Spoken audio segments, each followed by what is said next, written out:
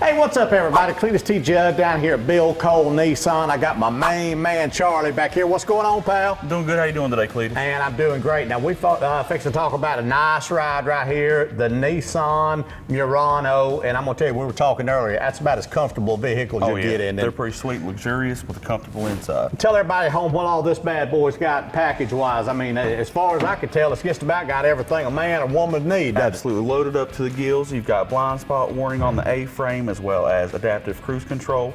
You've got the V6 in it, which is one of the few mid-sized SUVs left with the V6.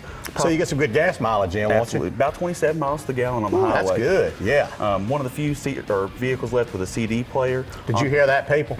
CD player. You can't even get a CD player no more. You didn't have to got a couple of mine on you, do you? Absolutely. He's lying through his teeth. No, I'm just kidding. Tell us a little bit more about this thing. We'll get out of here. We come with heated seats, heated steering wheel, and heated mirrors, remote start, and then on top of that, you got all kinds of features such as heated front and rear seats, as well as a luxurious full leather interior. Man, you ain't gonna beat that, I'm telling you. What kind of money are we talking on this particular package, approximate? Probably in the low 50s.